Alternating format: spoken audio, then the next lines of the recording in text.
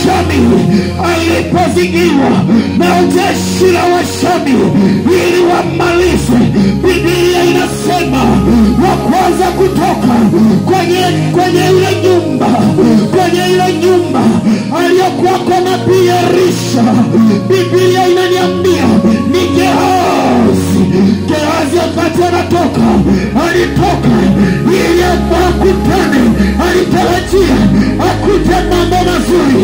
Wakati anatoka akakuta amezingirwa. Wakati anaona amezingirwa kwa macho akiwa na damu, sikiliza nikwambie, inawezekana umezingirwa, adui zako wamekuzungushia kuta. Inawezekana adui zako wamekutegea mitego. Leo ninakutangazia ushindi kwa jina la Yesu. Leo ninatangaza ushindi. Inawezekana hali ya maisha yako ni mbaya, sikiliza nikwambie, wametega vitnani, wametega mambo yao, wametega matatizo kwenye uchumi wako. Natangaza ushindi asubuhi ya leo kwa jina la Yesu, kwa jina la Yesu, kwa sababu uko upande wa Bwana. Haleluya. Sikiliza, je, unapenda nikwambie?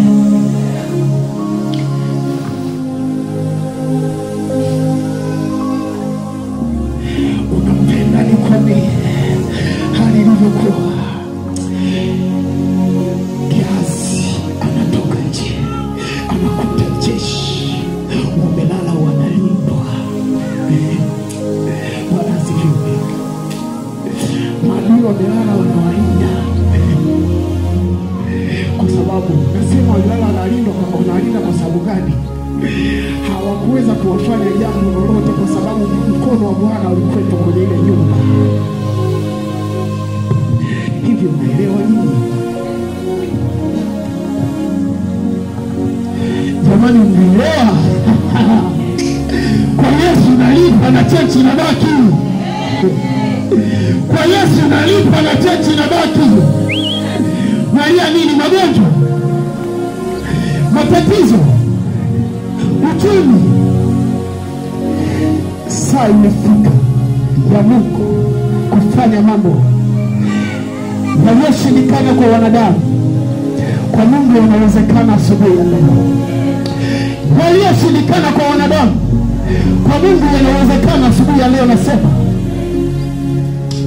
sikiliza, kisoma kile kitabu cha Wafalme, Biblia inatuambia wakati Gehazi ameingia hofu, akarudi anatetemeka kwa sababu hajazoea. Sikiliza nikwambie, Elisha kwa sababu ana macho rohoni, Elisha aliona jambo kabla hajatoka nje.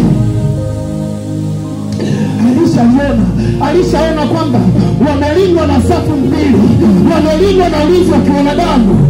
Wale walinzi wameshazingirwa, hawawezi kufanya jambo lingine bila maelekezo ya kimungu.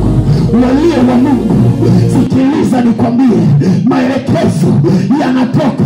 Hata wakija kukufuatilia wakachota nyayo zako, zile nyayo hawawezi kufanyia kazi kwa sababu maelekezo, nyayo zako zina maelekezo ya kimungu, kwa sababu nyayo zako zina nguvu ya Mungu. Wanachota, wakichota ni kama wamechota mchanga tu. Usiogope, kwa sababu anashindia. Elisha anaweza kukushindia. Haleluya.